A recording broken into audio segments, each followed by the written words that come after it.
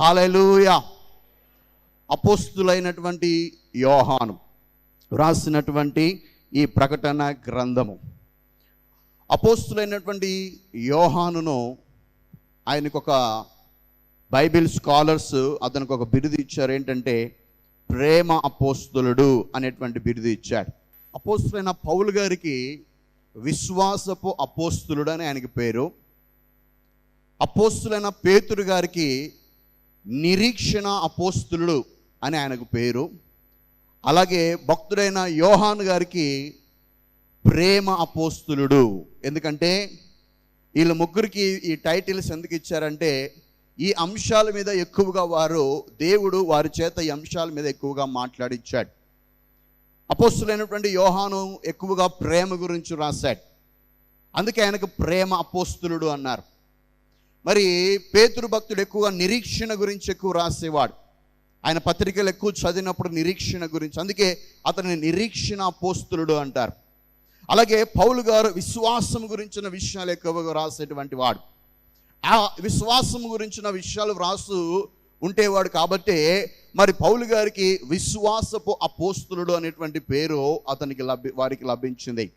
అయితే ఈ యొక్క ప్రేమ అపోస్తులుగా పిలువబడుతున్నటువంటి యోహాను గారు దేవుడికి అత్యున్నతగా సన్నిహితముగా దేవుని హృదయానికి చాలా దగ్గరగా ఉన్నటువంటి శిష్యుడని పిలువబడుతున్న యోహాను చేత దేవుడు వ్రాయించినటువంటి ఈ యొక్క ప్రకటన గ్రంథము చాలా విశిష్టమైనది.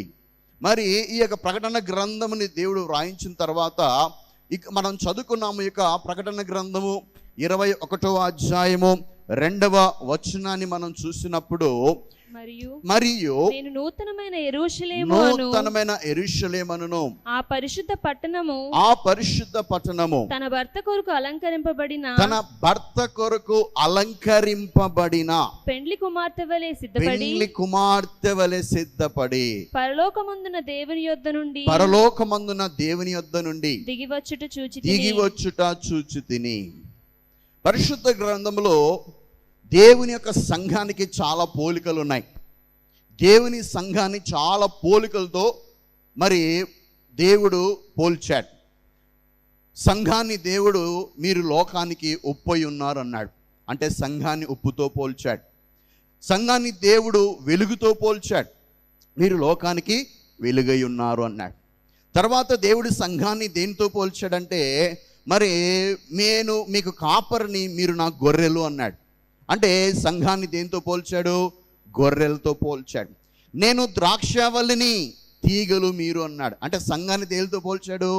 తీగలతో పోల్చాడు. ఈ రీతిగా చాలా కోణాలలో దేవుడు చాలా రకాలమైనటువంటి పోలికలను సంఘానికి దేవుడు మరి ఇచ్చాడు. మరి ఈ సంఘానికి దేవుడు ఇచ్చిన ఈ పోలికలలో అందులో ఒక పోలిక ఏంటంటే అలంకరింపబడిన పెండ్లి కుమార్తె. సంఘానికి ఒక గొప్ప పేరు ఏంటి తెలుసా? ఒక పోలిక ఏంటంటే అలంకరింపబడిన పెండ్లి కుమార్తె. అలంకరింపబడిన పెండ్లి కుమార్తె ఏ రీతిగా అయితే ఒక వివాహానికి వెళ్ళినప్పుడు, ఏ రీతిగా అయితే మనము ఎక్కువగా వివాహానికి వెళ్ళినప్పుడు ఎక్కువగా ఎవరిని చూస్తామంటే పెండ్లి కుమార్తె మీదనే ఎక్కువ చూస్తారు. ఎందుకంటే ఎక్కువగా అలంకరించుకునే వాళ్ళు ఎవరంటే గన పెండ్లి కుమార్తె. కాబట్టి మరి అలంకరింపబడిన పెండ్లి కుమార్తెలాగా దేవుడు సంఘాన్ని పోలుస్తున్నాడు. దేవుని బిడ్డలారా, మనందరము కూడా లోకపరమైన అలంకరణ కంటే పరలోక సంబంధమైన అలంకరణ మనకు చాలా చాలా ప్రాముఖ్యమైనది. ఎందుకంటే ఇక్కడ ఏం రాబడింది? తన భర్త కొరకు అలంకరింపబడిన పెండ్లి కుమార్తె. ఈరోజు సంఘముగా పిలువబడుతున్న మనందరము కూడా ఏంటి తెలుసా? మనందరము దేవుని దృష్టిలో ఎలాగుండాలంటే గన ఆయన పెండ్లి కుమారుడు, మనందరము ఏంటి తెలుసా? పెండ్లి కుమార్తెలం. ఆ పెండ్లి కుమార్తె ఎలా ఉండాలి? అలంకరింపబడిన పెండ్లి కుమార్తెలాగా ఉండాలి. హల్లెలూయా. అందుకే మనం చూసినట్లయితే మరి ఎస్తేరు గ్రంథము 2వ అధ్యాయము 15వ వచనాన్ని మనం ఒకసారి చదివినప్పుడు, ఎస్తేరు గ్రంథము 2వ అధ్యాయము 15వ వచనాన్ని మనం ఒకసారి చదివితే, మొర్దెకై తన కుమార్తెగా స్వీకరించిన తన పినతండ్రి అయిన అబీహయీలు కుమార్తెయగు ఎస్తేరు రాజునొద్దకు వెళ్ళుటకు వంతు వచ్చినప్పుడు స్త్రీలను కాయు రాజు యొక్క షండుడైనటువంటి హేగే నిర్ణయించిన అలంకరణ తప్ప ఆమె మరి ఏమీయు కోరలేదు. తర్వాత ఎస్తేరును చూసిన వారందరికీ ఆమె యందు దయ పుట్టెను. హల్లెలూయా. ఇక్కడ మనందరికి తెలుసు, రాజు అయినటువంటి అహష్వేరాజు మరి ఆయన సముఖములోకి మహారాణిని తీసుకెళ్లాలనుకున్నప్పుడు ఆ మహారాణిని ఎలా తీసుకెళ్లాలంటే ఒట్టిగా తీసుకెళ్ళకూడదు. అలంకరింపబడినటువంటి ఆ స్త్రీలనే ఆ మహారాజు చూస్తాడు. అది కూడా అలంకరింపబడిన ప్రతి ఒక్కరిని ఆయన దృష్టి పెట్టుకోడు. ఏంటంటే రాజుగారికి వాళ్ళ అలంకారం రాజుగారికి నచ్చాలి. వారు అలంకరించుకున్న విధానము, వారు అలంకరించుకున్నటువంటి ఆ వస్త్రధారణ, వారి యొక్క నడవడిక అంతా కూడా ఏంటి తెలుసా, రాజుగారికి ఇష్టమైతేనే, రాజుగారి దృష్టిలో ఇష్టమైతేనే ఆ రాజకోటలోకి, ఆ యొక్క షూషాను పట్టణం అని పిలబడుతున్న ఆ రాజకోటలోకి ప్రవేశం ఉంటుంది. అయితే మిగతా వాళ్ళందరూ ఎలాగ లోపలికి వెళ్ళారో లేదో తెలియదు. కానీ మనం ఎస్తేరు గురించి మనం చదివినప్పుడు ఇక్కడ ఏం రాయబడిందంటే, ఎస్తేరు అక్కడ కూర్చొని ఆలోచిస్తుంది, అయ్యా ఇక్కడ మీరు ఆ హేగే అని పిలబడుతున్నటువంటి ఒక షండు ఉన్నాడు. అతను డ్యూటీ ఏంటంటే గన అక్కడ రాకుమారులుగా వెళ్ళవలకున్న వారు ఏ డ్రెస్ మెటీరియల్ కోరుతారో ఆ డ్రెస్ మెటీరియల్ వాళ్ళకి ఇచ్చేయాలి. ఆ డ్రెస్ మెటీరియల్ వారు కోరింది వారికి ఇచ్చి పంపిస్తూ ఉంటాడు. అయితే ఎస్తేర్ ఏం చేసిందంటే, అయ్యా రాజుగారి దగ్గర మీరు ఎక్కువ కాలం ఉన్నారు కాబట్టి రాజుగారి ఇష్టాలేంటో, రాజుగారి అభిప్రాయాలేంటో, ఏ వస్త్రాలు ధరించుకుంటే రాజుగారు ఇష్టపడతారో మీకు బాగా తెలుసు కాబట్టి మీరు ఏ వస్త్రధరణ ఇస్తారో, మీరు ఏ అలంకరణ ఇస్తారో ఆ అలంకరణ నేను తీసుకెళ్తాను, దయచేసి మీరు నాకు ఇవ్వండి అన్నప్పుడు హేగే ఏం చేశాడంటే గన మరి రాజుగారి ఇష్టాలు, రాజుగారి అభిప్రాయాలు తెలుసుకునేవాడు కాబట్టి రాజుగారికి ఇష్టమైన ఆ కలరు, రాజుగారికి ఇష్టమైనటువంటి అలంకరణ తీసుకొచ్చి మరి యొక్క ఎస్తేరుకి ఇచ్చాడు. ఎస్తేరుకి ఇచ్చినప్పుడు ఎస్తేర్ ఏం చేసిందంటే, నేను అనుకుంటాను బహుశా రాజుగారికి ఇష్టమైన అలంకరణ, రాజుగారికి ఇష్టమైన ఆ కలరు ఎస్తేరుకి ఇష్టమై ఉండొచ్చో లేదో, ఎస్తేరుకి మరి ఆ యొక్క డిజైన్ నచ్చిందో లేదో కదా. ఆడవారు మరి చీరలు కొనేటప్పుడు వారికి ఎలాంటి డిజైన్స్ వస్తాయో మరి ఏంటంటే కనుక వారు వెళ్ళి చూస్తే కానీ అర్థం కాదు కదా. పొరపాటున ఇంట్లో మగవాళ్ళు ఎవరైనా చీరలు తీసుకొస్తే దానికి ఎన్ని వంకలు పెడతారో, దానికి ఎన్ని కారణాలు చూపిస్తారో, అసలు ఇలాంటిది ఈ మోడల్ ఎందుకు తెచ్చావు, అసలు ఈ కలర్ ఎందుకు తెచ్చావు, ఈ డిజైన్ ఎందుకు తెచ్చావు. చూడండి, నేను మా చెల్లెల పెళ్ళికి ఏం చేశానంటే, నేను తమిళనాడులో కొన్ని తక్కువ ధరలో చాలా మంచిగా నాణ్యమైనటువంటి చీరలు వస్తున్నాయని చెప్పేసి దాదాపు చాలా వేల రూపాయలు ఖర్చు పెట్టి నేను నా సొంత జ్ఞానంతో తీసుకొచ్చాను. మంచి ఒక బ్యాగ్ నిండా తీసుకొచ్చాను. దాదాపు చాలా వేలైపోయాయి. అయితే ఇంటికి తీసుకొచ్చిన తర్వాత మా చెల్లెలు అందులో నుంచి ఒక్క చీర కూడా తీసుకోలేదు. ఎందుకంటే నేను తెచ్చినవన్నీ ముసలోళ్ళకి సెట్ అవుతాయంట, యవనస్తులకు సెట్ కావంట. నాకు తెలియదు ఈ విషయం. అంటే అవన్నీ చూసేవన్నీ కూడా అందరికీ సెట్ కావు. చీరలలో కూడా యవనస్తులకి, మరి ముసలివాళ్ళకి, తర్వాత చిన్నపిల్లలకి ఇవన్నీ ఉంటాయి. అవన్నీ నాకు తెలియదు, అన్నీ ఒకటే ఏమో అనుకున్నాను నేను. అప్పటి నుంచి ఇప్పటిదాకా చీరల జోలికి వెళ్ళలేదు. అయితే దేని బిడ్డారా, అయితే మరి హేగే నిర్ణయించినటువంటి ఆ వస్త్రధారణ ఒకవేళ మరి ఎస్తేరుకి నచ్చిండొచ్చో నచ్చకపోవచ్చు. అయితే ఇక్కడ బహుశా అని ఉంటుందేమో, అయ్యా ఈ కలర్ నాకు ఇష్టం లేదయ్యా అంటే గన, అమ్మా నువ్వు రాజుగారి దయను పొందుకోవాలంటే నీ ఇష్టాలు పక్కన పెట్టు, రాజుగారి ఇష్టానుసారంగా నువ్వు నడుచుకో. హల్లెలూయా. దేవుని బిడ్డారా, ఒక విషయం గుర్తుపెట్టుకోవాలి. మన రాజులకు రారాజైన దేవాది దేవుని యొక్క దయను పొందుకోవాలంటే, రాజుగారు అయినటువంటి మన పరమ తండ్రి అయిన దేవుని దయ పొందుకోవాలంటే దేవుని యొక్క అలంకరణ మనం కలిగి ఉండాలి. కానీ ఆయన దృష్టికి దయ పొందుకోవాలంటే మన స్వనీతి, స్వచిత్తం అనే అలంకరణ చావాలి. దేవుని అలంకరణతో మనం నింపబడాలి. హల్లెలూయా. ఆ హేగే ఎవరో కాదు దేవుని బిడ్డారా. హేగే దేనికి సాదృశ్యంగా పిలబడుతున్నాడంటే పరిశుద్ధాత్మకు సాదృశ్యంగా పిలబడుతున్నాడు. హల్లెలూయా. పరిశుద్ధాత్మ దేవుడు మనకి ఈ పరిశుద్ధ గ్రంథాన్ని ఇచ్చాడు. ఈ ఈ పరిశుద్ధ గ్రంథములో ఉన్న మాటలన్నీ మనకిచ్చి ఏం చేశాడో తెలుసా? దీని ప్రకారంగా మీరు అలంకరించుకుంటే ఆ దేవాది దేవుని యొక్క దయను, ఆ కృపను మనం పొందుకోగలుగుతాము. దేవునికి స్తోత్రం, హల్లెలూయా. మన ఇష్ట అలంకరణతో దేవుని కృపను మనం పొందుకోలేం. మన సొంత బుద్ధిని, మన స్వబుద్ధిని ఆధారం చేసుకొని, మన సొంత జ్ఞానంతో స్వబుద్ధిని ఆధారం చేసుకొని దేవుని యొక్క చిత్తంలో దేవుని యొక్క కృపను మనం పొందుకోలేం. హల్లెలూయా. చూడండి, ఒక దేవుడు మరి ఏం చేస్తున్నాడంటే గన ఆయన చిత్తం మన జీవితంలో జరగాలంటే ఆయనకు అనుకూలమైన అలంకరణ మన జీవితంలో కనపరావాలి. హల్లెలూయా. సంఘానికి ఉండవలసిన అలంకరణ ఏంటో కొన్ని విషయాలు నేను మీతో పంచుకుంటాను. హల్లెలూయా. మనందరికి తెలిసినవే ఆల్రెడీ మీరు వినే ఉంటారు. మరొకసారి వీటి జ్ఞాపకం చేసుకుందాం. మొట్టమొదటిగా కీర్తనలు 149వ అధ్యాయం 4వ వచనాన్ని మనం చదువుదాం. 149వ కీర్తన 4వ వచనం. యెహోవా తన ప్రజలందు ప్రీతి గలవాడు, ఆయన దీనులను రక్షణతో అలంకరించును. మొట్టమొదటిగా రక్షణ మనకు అలంకారం. ఏంటి చెప్పండి? ఏది మనకు అలంకారము? రక్షణ మనకు అలంకారమై ఉన్నది. ఒక వ్యక్తి రక్షించబడుకోకుండా ఎంత చక్కగా అలంకరించబడినా, ఒక వ్యక్తి రక్షించబడుకోకుండా ఎంత చక్కటి వస్త్రాలు వేసుకున్నా, ఎంత చక్కటి జ్ఞానం ఉన్నా, ఈ లోకంలో ఎంత పలుకుబడి ఉన్నా, రక్షించబడలేదంటే ఆ వ్యక్తి దేవుని దృష్టిలో ఇంకా అలంకరించబడలేదు అని మాట. కాబట్టి మన ఆత్మీయ జీవితంలో మొట్టమొదటిగా అలంకారం ఏంటంటే గన రక్షణ మనకు అలంకారం. ఇంకను ఎవరైనా రక్షించబడలేదంటే గన దయచేసి రక్షణ అనే అలంకారాన్ని ప్రతి ఒక్కరూ పొందుకోవాలి. ఎందుకంటే దేవుని బిడ్డలారా, మన చదువును బట్టి, మన జ్ఞానమును బట్టి, మనకున్న పేరును బట్టి, మనకున్న హోదాను బట్టి, లేకుంటే మనకున్నటువంటి మనకున్న బ్యాక్గ్రౌండ్ బట్టి మనం దేవుని రాజ్యానికి వెళ్ళలేం. కానీ దేవుని రాజ్యంలో ప్రవేశించాలంటే నిశ్చయముగా యేసుక్రీస్తు రక్తం చేత కడగబడి మన పాపములు ఒప్పుకొని బాప్తీసం తీసుకొని మనము రక్షించబడాలి. దేవునికి స్తోత్రం, హల్లెలూయా. నమ్మి బాప్తీసం తీసుకున్నవాడు రక్షించబడును, నమ్మని వానికి శిక్ష విధింపబడును. రక్షణ, శిక్ష రెండే మార్గాలు ఉన్నాయి దేవుని బిడ్డలారా. మరి సైడ్ ట్రాక్స్ అంటూ ఏమే కానీ లేవు. నమ్మితే రక్షణ, నమ్ముకుంటే శిక్ష. కాబట్టి నమ్మిన ప్రతి ఒక్కరికి రక్షణ.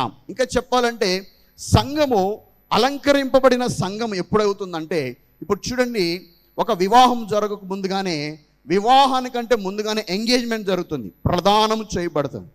ఎంగేజ్మెంట్ జరుగుతుంది. ఎందుకు జరుగుతుందంటే ఎంగేజ్మెంట్ జరిగిన తర్వాత వివాహానికి చాలా రోజులు, కొంతమంది కొన్ని రోజులు పెట్టుకుంటారు. ఎందుకంటే వివాహానికి సిద్ధపడడానికి కోసం. ఎందుకంటే అమ్మాయి తరపున అబ్బాయి తరపున వారు అన్ని సిద్ధం చేసుకోవడానికి అన్ని విషయాలు. తర్వాత పెళ్లి కుమారుడు పెళ్లి కుమార్తె కూడా సిద్ధపడడానికి. ఎందుకు? ఇక నుంచి మీరు ఒంటరి, రేపొద్దున మీరు జంట కాబోతున్నారు, రేపు మీరు ఒక ఇంటి వారు కాబోతున్నారు, ఇక నుంచి మీరు ఒక బాధ్యత వహించాలి అని ఎంగేజ్మెంట్ నుంచి కూడా వివాహానికి వరకు కూడా వీరి మైండ్ సెట్ మారిపోతుంది. అందుకే చూడండి, ఎంగేజ్మెంట్ అయిన తర్వాత పెళ్లి వరకు కూడా ఆ పెళ్లి కుమార్తెని ఇంట్లో ఎట్లా చూస్తారంటే, ఆ ముందు బయటికి పంపించినట్టుగా బయటికి పంపించారు, తర్వాత అందరితో మాట్లాడనివ్వరు. ఎందుకంటే ఇప్పుడు నీకు ఒక వరుడు సిద్ధపడినాడు, నువ్వు అందరితో ఇప్పుడు మాట్లాడడానికి లేదు, అందరితో కలిసి తిరిగేదానికి లేదు, నువ్వు ఇంట్లోనే ఉండాలి అని కొన్ని చాలా రిస్ట్రిక్షన్స్ ఉంటాయి. ఈరోజు దేవుని బిడ్డారా, మనందరము కూడా బాప్తీసం తీసుకున్న మొదలుకొని ఏ రోజైతే మీరు తండ్రి కుమార పరిశుద్ధాత్మలో బాప్తీసం తీసుకున్నారో ఆ రోజు మనందరికీ ప్రదానం చేయబడింది. హల్లెలూయా. మనందరం ఎంగేజ్మెంట్ అయిపోయింది.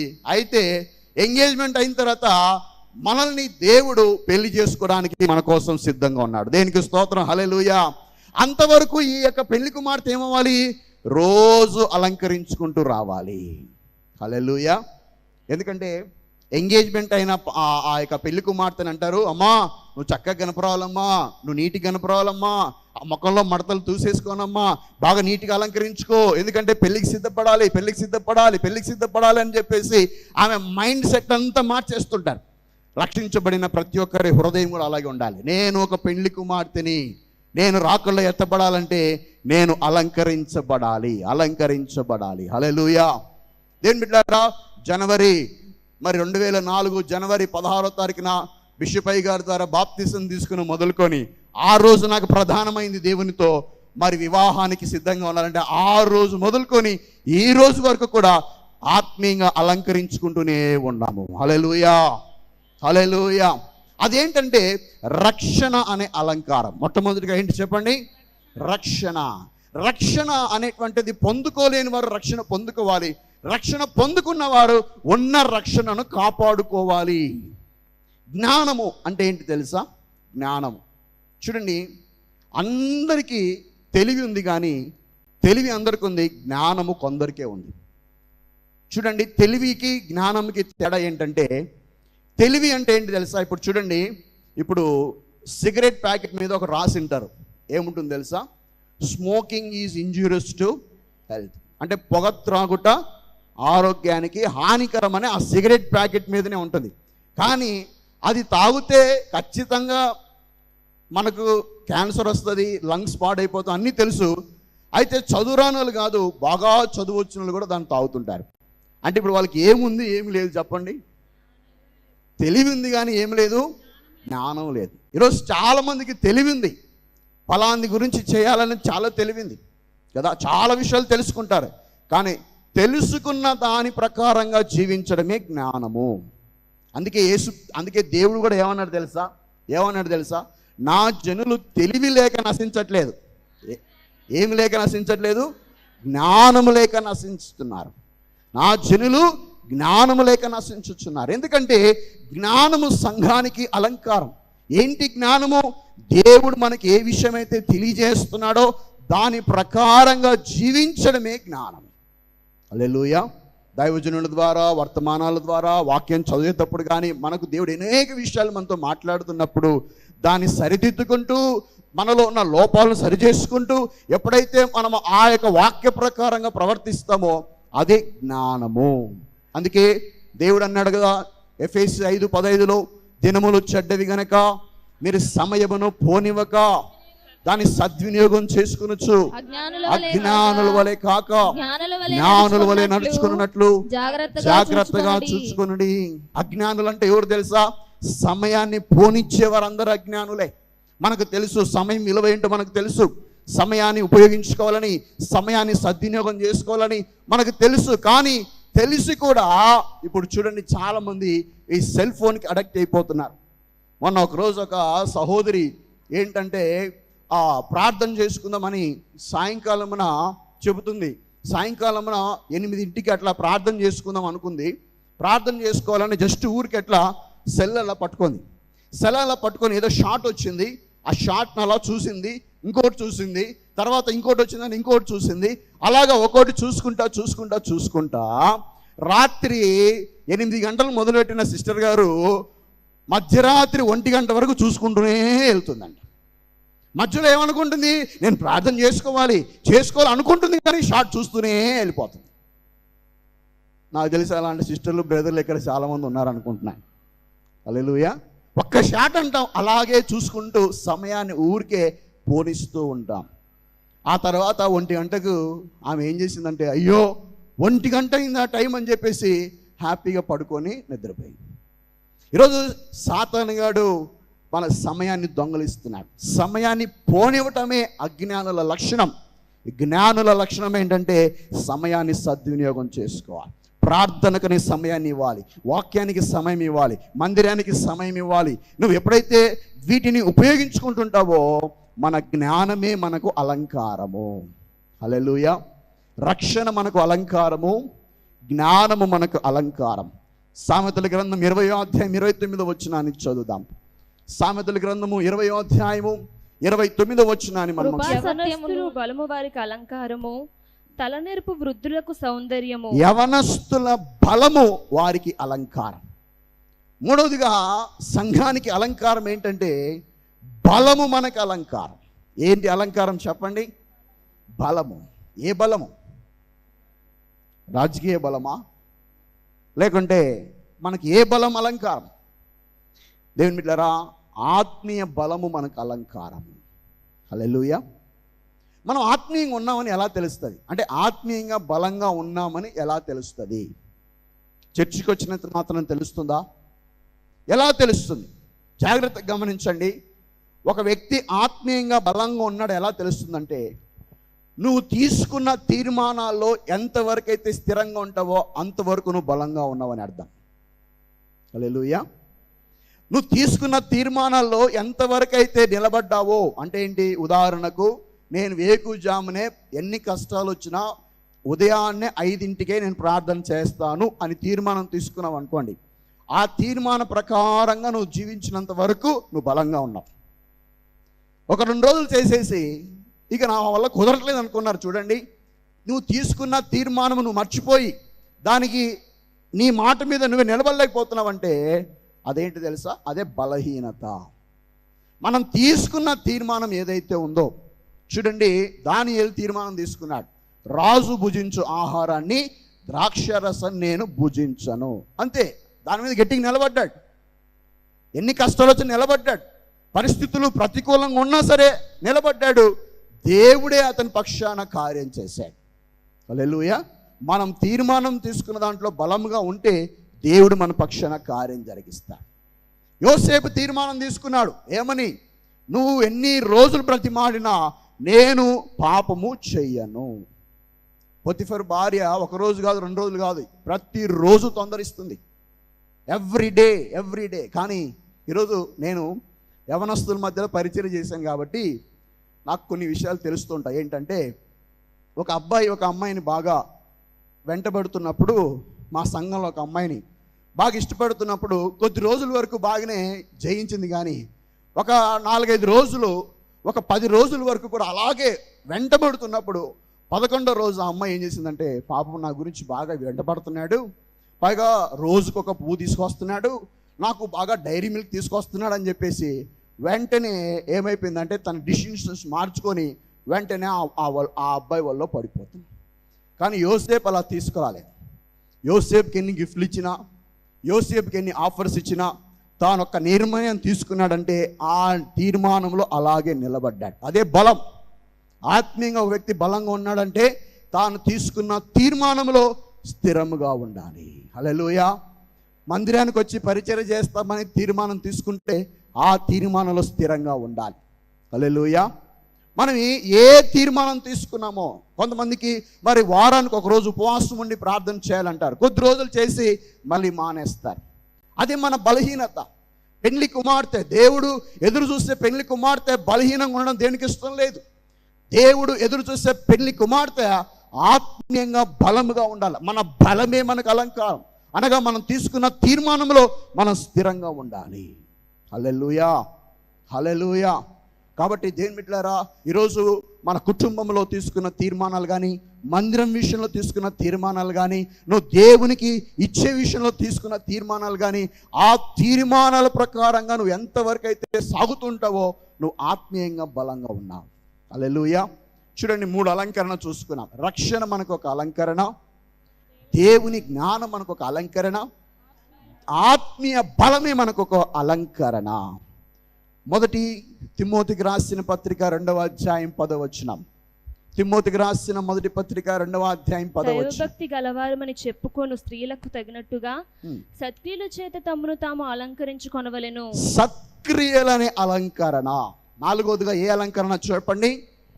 సత్క్రియలు, మంచి క్రియలు, సత్క్రియలు, దేవునికి మెచ్చేటువంటి క్రియలు. సత్క్రియలు అనేటువంటి అలంకరణ మనకు చాలా ప్రాముఖ్యమైనది.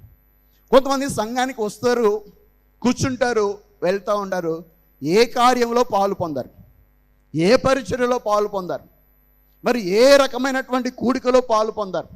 అది మంచిది కాదు.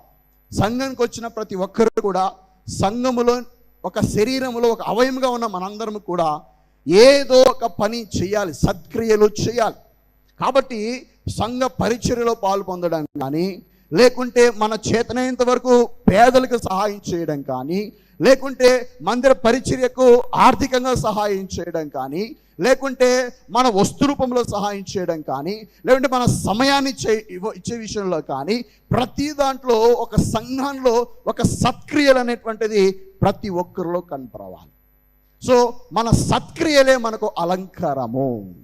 హల్లెలూయా, హల్లెలూయా. కాబట్టి ఎందుకంటే దేవుని బిడ్డలారా, దేవుడు మనల్ని అడుగుతాడు, నేను నీ కొరకు ప్రాణం పెట్టాను, మరి నా కొరకు నువ్వు ఏం చేశావు? హల్లెలూయా. మన కొరకు దేవుడు ఏం చేస్తారంటే, మనం చెప్పుకోవడానికి కొన్ని పనులు ఉండాలి కదా. ప్రభా, నేను రోజుకి ఇంతమంది సువార్తను ప్రకటించాను ప్రభా, నేను ఇంతమందికి కనపత్రాలు పంచాను ప్రభా, మందిరంలో నేను ఇలాంటి పనులు చేశాను ప్రభా, మీ సేవకుడికి ఇంత సహకారంగా ఉన్నాను ప్రభా అని మన సత్క్రియలు, ఎందుకు తెలుసా, వాక్యం సెలవిస్తుంది, మనము భూలోకంలో ఏది సంపాదించినా మన వెంట రావంట, మన క్రియలే మన వెంట వస్తాయి. మరణించిన తర్వాత ఏం వస్తాయి చెప్పండి? మన క్రియలు మన వెంట వస్తాయి, మన సాక్ష్యం మన వెంట వస్తుంది. తన నామమును బట్టి చూపిన ప్రేమను మరచుటకు దేవుడు అన్యాయస్తుడు కాడు. హల్లెలూయా. మోషే గారికి చెయ్యి బరువెక్కిందని చెప్పేసి ఏం చేశారు తెలుసా? అక్కడ యెహోషువకు అనౌన్స్మెంట్ చేశారు, అరే బాబు, ఇక్కడ నా చేతిలో ఏం లేదురా, పైన మోషే గారి చేతిలోనే ఉంది, ఆ చేతులు వెళ్ళి ఆదుకోపోండి అని చెప్పాడు. ఆ చేతులు వెళ్ళి ఆదుకోపోండి అని చెప్పినప్పుడు ఒకరేమో హూరు, ఒకరేమో అహరోన్, ఒక ఆయనేమో లేవి గోత్రానికి సంబంధించిన ఆయన, ఒక ఆయనేమో యూదా గోత్రానికి సంబంధించిన ఆయన. వీళ్ళిద్దరు కలిసి మోషే యొక్క చెయ్యి బరువు ఎక్కుతుందని చెప్పేసి వారి భుజాన్ని ఇచ్చారు. ఏమి ఇచ్చారు చెప్పండి? భుజాన్ని ఇచ్చి, అయ్యా మీ చెయ్యి ఇక్కడ పెట్టుకోండి అన్నారు. అంతే. ఆ యొక్క పేరు అలాగా ఇచ్చినందుకే మీరు 12 గోత్రాలలో ఈ 2 గోత్రాలు పొందిన ఆశీర్వాదం వేరే ఎక్కడ పొందుకొని ఉండారు. ఎందుకంటే యూదా గోత్రం నుంచి రక్షకుడైన యేసుప్రభు వచ్చాడు. లేవి గోత్రాన్ని దేవుడు యాజకత్వం చేసే కుటుంబముగా దేవుడు ఆ యొక్క వంశాలను దేవుడు ఆశీర్వదించాడు. ఎందుకు తెలుసా?